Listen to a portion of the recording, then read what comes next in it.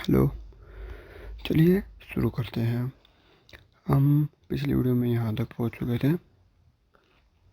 अब हम स्टार्ट करेंगे कुछ छोटी छोटी 4 डेफिनेशनों से। कोइल, क्वेश्चन में आपको कहीं पे कोइल लिखा मिले तो उसका मतलब क्या है? एक रेजिस्टेंस और एक कंडक्टर, ठीक है।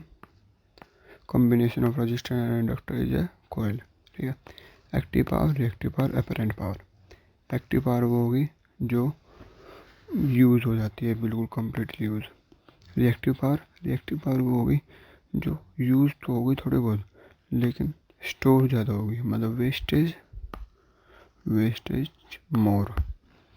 अपेरेंट पावर, जैसे कि ये हो गया एक कोइल, या RLC, ये हो गया हमारा एक कोइल, या RC। जो ये कॉम्बिनेशन होते हैं ये देते हैं अपेरेंट पावर, ठीक है। अब आ जाते हैं हम फेजर पे। What is phasor? Representation of a polar form और अ वेक्टर फॉर्म। और ये हम केवल दो की ही कर पाएंगे, वोल्टेज और करंट की, ठीक है। अब फेज के एंगल क्या है, अब देख रहे हैं, यहाँ पर आइए, देखिए ये V है, इसका एंगल θ1 है, ठीक है। ये θ1 है फेज एंगल ऑफ V1। ये हमारा I1 सॉरी, ये θ2, ठीक है। θ2 है हमारा फेज एंगल I1 का, समझे। और ये हमारा आ जाता है I2, और ये θ3 है हमारा फेज एंगल I2 का, ठीक है। अब इसमें एक और कंसेप्ट आता है लीडिंग और लैगिंग का। ये V1 है, ये I1 है। अब I1 आगे है V1 से कितना, θ2 माइनस θ1 से, ये θ2 ये θ1, ये जो ये बचा ये θ2 माइनस θ1 होगा। I1 आगे है V1 से कितने एंगल से, θ2 माइनस θ1 से, ठीक है। वैसे ही I2 पीछे है V1 से, कितने एंगल पीछे है, θ1 प्लस θ2 से पीछे है, ठीक है। सॉरी, ये हमारा ऐसे मतलब कि पॉजिटिव रहा तो हम एंटी क्लॉकवाइज डायरेक्शन में चलेंगे, नेगेटिव रहा तो क्लॉकवाइज डायरेक्शन में चलेंगे, एक ये याद रखना। जो एंगल होता है बस वो I और V के बीच में निकलता है, और I के बीच में निकलता है, V के बीच में निकलता है, V और I के बीच में निकलता है, बस इनकी के बीच में निकलता है, ठीक है। अब देखो, अभी पिछली क्लास में हमने सबसे पहले ही कुछ पढ़ा था, एक ये क्या पढ़ा था, वोल्टेज अक्रॉस रेजिस्टेंस करंट के साथ रहेगी, फेज एंगल 0, ठीक है। वोल्टेज करंट से आगे रहेगी across voltage of across inductor, voltage across capacitor पीछे रहेगी करंट से, ठीक है। अब इसी को मैंने कंबाइन करके यहाँ लिख दिया है।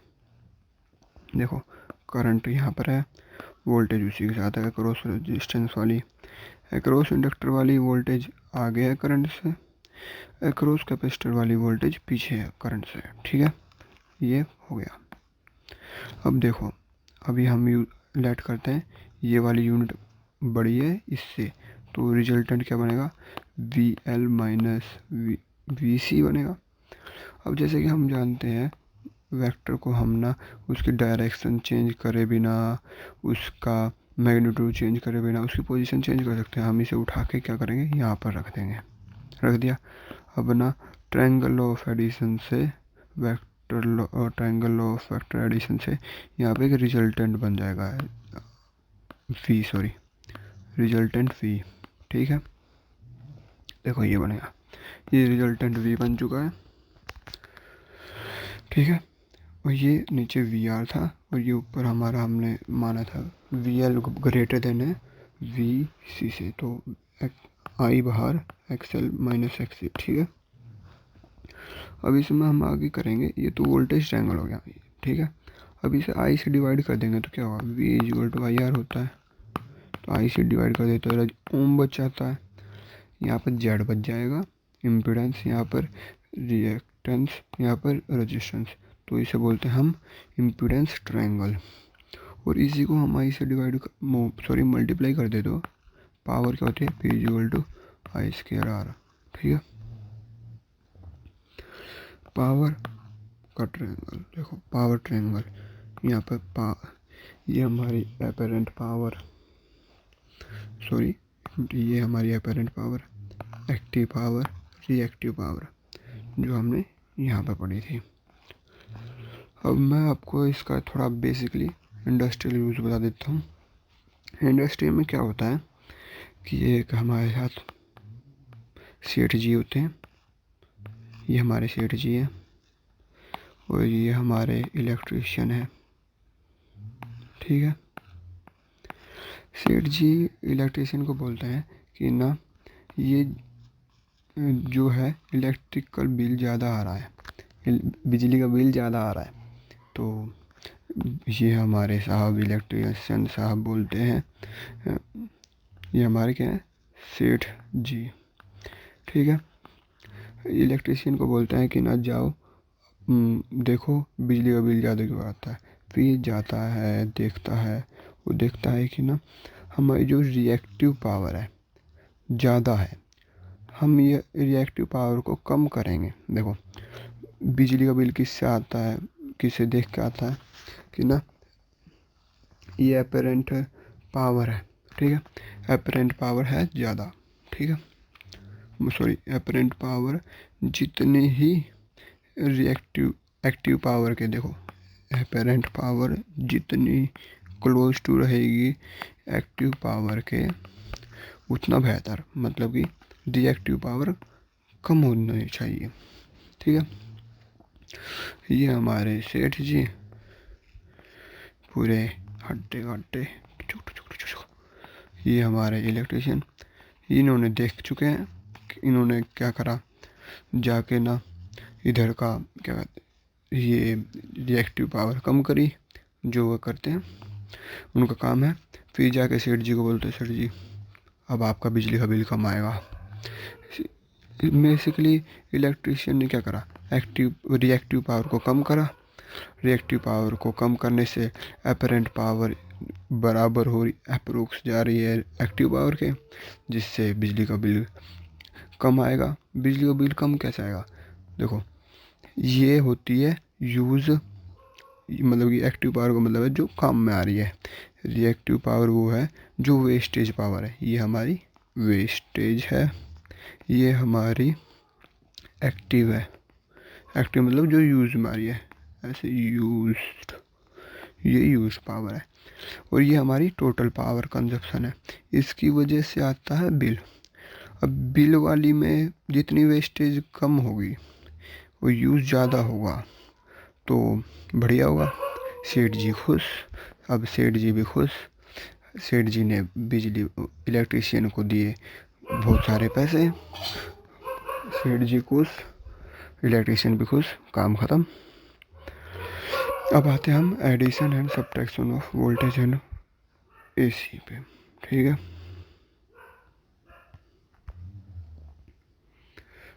चलिए अब वोल्टेज करंट इन, देखो सिंपली है वोल्टेज और करंट फेज उसमें होने चाहिए, फेजर में, फेजर ही वेक्टर होता है और फेजर रिप्रेजेंटेशन पोलर में होनी चाहिए, मतलब कि आर थीटा में। और देखो वोल्टेज से ऐड हो सकता है, करंट में ऐड होएगा। ऐसे नहीं होगा कि वोल्टेज में आपने करंट ऐड कर दिया, आप तो यार लड़का कैसे मिल जाएगा, मतलब कि ये दूसरी कास्ट का यार, अभी इंडिया में ये होना थोड़ा पॉसिबल नहीं है। ठीक है, इसलिए सेम कास्ट में करो, खासकर तो गांव के एरिया में अभी कास्ट चल रहा है। ये वाला पॉइंट आपको अभी क्वेश्चन के हेल्प से समझा देता हूँ। देखो 5 स्टेप है, अभी जल्दी जल्दी समझते हैं। पहले में देखो हमारा एम्पलीट्यूड ये वाला होना चाहिए, क्या कहते हैं, पॉजिटिव। ठीक है, एम्पलीट्यूड को रखो पॉजिटिव है, और ये ओमेगा टी इसको भी रखो पॉजिटिव। ठीक है, आपने ऐसे लिख लिया एम्पलीट्यूड, फिर एंगल, यहाँ पर 0 है तो 0, यहाँ π/6 π/6। दूसरा रिजोल्यूशन, देखो ये हमारा वेक्टर है, बीच में लटका हुआ है। अब इस बीच में लटके हुए को करना पड़ेगा, ना इधर का ना उधर का, इसे आधा आधा बांटो। देखो जिसके साथ जहाँ से एंगल बन रहा है, अभी हॉरिजॉन्टल के साथ बन रहा है तो जिसके साथ बन रहा है वहाँ आएगा कोस, वी कोस थीटा, और जिसके साथ नहीं बन रहा वहाँ आएगा वी साइन थीटा। जैसे कि अब वर्टिकल के साथ बन गया है एंगल, तो इधर आएगा वी कोस थीटा, इधर V sine theta. Third step में हम अब जैसे कि 2-3 हो गए यहाँ पे, V1 V2 V3, 3 हो गए कोई से, तो ऐसे ही लटके पाएंगे इधर, तो उसे रिजोल्व करके आप क्या करोगे, ऐसे सारे x सारे इधर ऐसे ऐसे लिया हुए, तो उनका एडिशन करेंगे हम। ठीक है, x पे हॉरिजॉन्टल, h मतलब x एक्सिस, v में y एक्सिस। ठीक है, स्टेप थ्री में हम क्या करेंगे, क्वाड्रेंट चेक करेंगे। देखो h और इसका साइन देख के हम क्वाड्रेंट चेक करेंगे। ठीक है, पाँचवें में हमारा उसका ये आर थीटा निकालेंगे, मतलब रिजल्टेंट भी तो निकलेगा भाई, रिजल्टेंट का एम्पलीट्यूड ये निकाल लिया। रिजल्टेंट का अब हम एंगल भी निकालेंगे। देखो ये यहाँ पे हम मॉडुलस रखेंगे। मॉडुलस क्यों रखेंगे, क्योंकि ना यहाँ पे ज़रूरत नहीं है अभी, मॉडुलस रख दिया, मतलब कि हमें क्वाड्रेंट, देखो साइन जब रखेंगे जब हमें क्वाड्रेंट की जरूरत हो, क्वाड्रेंट हमने यहाँ से फाइंड कर लिया, अब बस केवल एंगल फाइंड करो, तो यहाँ पे मॉडुलस रख दिया। ठीक है, अब एग्जांपल से समझते, थोड़ा अच्छी तरह समझ में आएगा। देखो अभी के लिए ये रुक जो यार, अभी मिटाना ही पड़ेगा, 1 मिनट रुको, मैं रफ करता हूँ।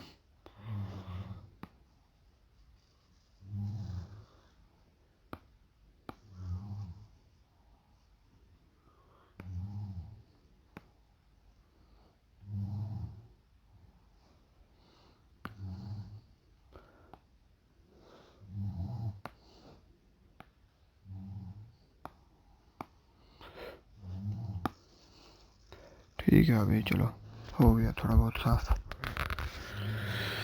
चलिए शुरू करते हैं। देखो हमें दे रखा है V1 V2 V3, क्या बोला गया, इनका सम निकालना है, मतलब एडिशन करना है पीरियोडिक साइन की फॉर्म में, मतलब कि सभी साइन में होनी चाहिए, एक साइन में, दो साइन में नहीं है। साइन में इसको एज इट इज लिख दिया।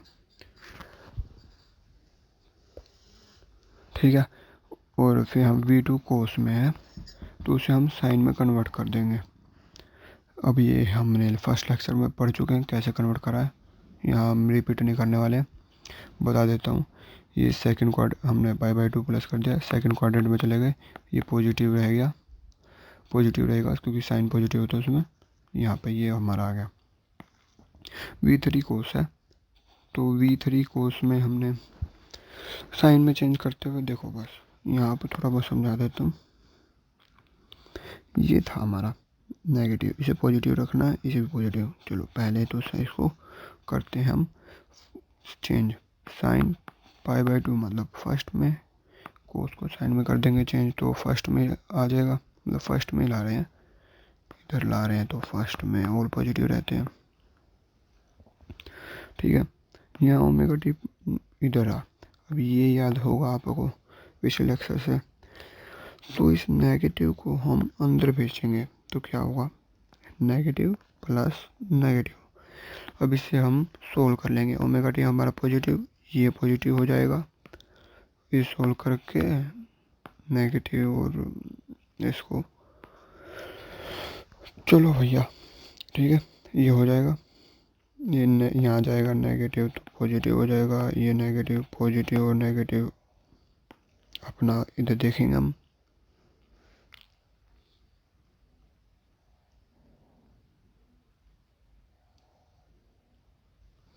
ठीक है।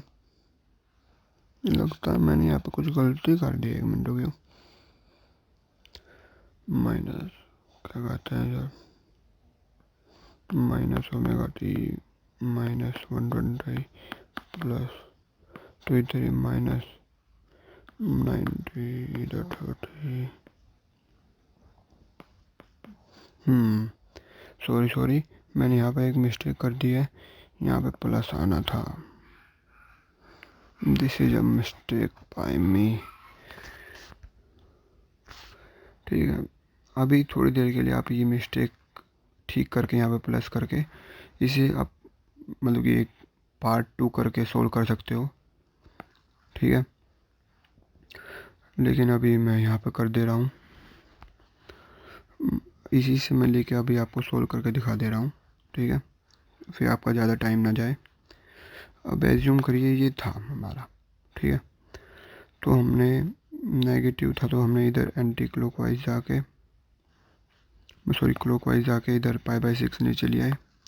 अब इसे रिजोल्व करेंगे, बीच में जो टंगा रहेगा उसी को रिजोल्व करेंगे। देखो इन्हें इसे और इसे करने की जरूरत नहीं, क्योंकि ये अपनी अपनी जगह पर है, एक्स एक्सिस पे वाई एक्सिस पे। ये बीच में अटक गया, इसे रिजोल्व करेंगे। ठीक है, सेम ये इधर आ जाएगा कोस पार्ट, इधर जाएगा साइन पार्ट, इन दोनों को कंबाइन करेंगे तो ये आ जाएगा हमारा पॉजिटिव पे रहेगा, नेगेटिव पे इधर पे नहीं रहेगा कोई भी। एक्स एक्स पे देखो इधर नेगेटिव कोई नहीं, इधर पॉजिटिव है तो पॉजिटिव पे तो लिख दो। ठीक है, put the value and get the answer वाला है, ये आ गया।